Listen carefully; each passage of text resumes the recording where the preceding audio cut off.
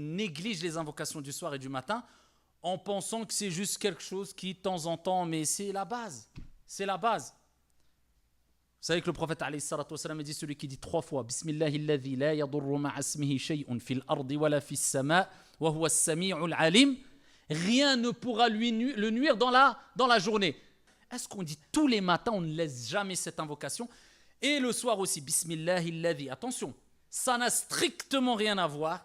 Le fait d'évoquer ou d'invoquer Allah en comprenant ce qu'on dit et en étant concentré, c'est 2 choses. Comprendre et concentrer, que le fait de le dire sans le comprendre et sans être concentré. L'impact n'est pas la même du tout.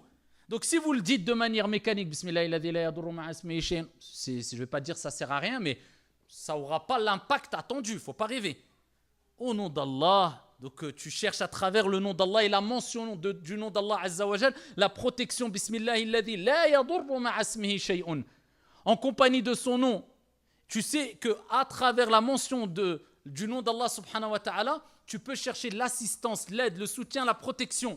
Rien ne peut me nuire dans les cieux et sur la terre. Wa huwa as-sami', celui qui entend tout. Wa huwa al-alim, celui qui sait tout. Avec un cœur concentré, tu le dis 3 fois, ne t'inquiète pas. Même s'il t'arrive quelque chose, sache qu'Allah t'a évité pire. Et encore une fois, qu'on ne nous prenne pas pour une secte de fous.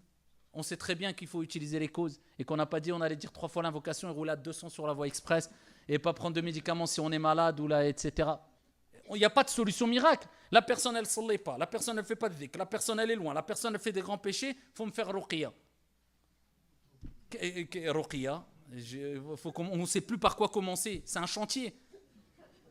Commence depuis le début, bismillah. Faire les ablutions, faire la prière.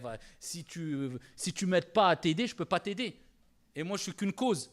Tout vient d'Allah subhanahu wa ta'ala. Wa iyamsaska Allahu bidur fala kashifa lahu illa subhanallah, si Allah fait qu'il t'arrive un mal, nul ne peut l'enlever, comme Allah dit dans le Coran, si ce n'est lui. Donc moi, nous ne sommes que des causes. Donc vous voyez ces invocations, c'est très important. L'invocation qui préserve ton corps. Allahumma afini fi badani, Allahumma afini fi sam'i, Allahumma afini fi basari, la ilaha illa ant. C'est une invocation qu'il ne faut jamais délaisser, subhanallah, le matin et le soir. Oh Allah, préserve, on parle de l'afia encore, le prophète il la disait tout le temps. Oh Allah, préserve mon corps. Oh Allah, préserve mon ouïe. Oh Allah, préserve ma vue. La ilaha illa ant.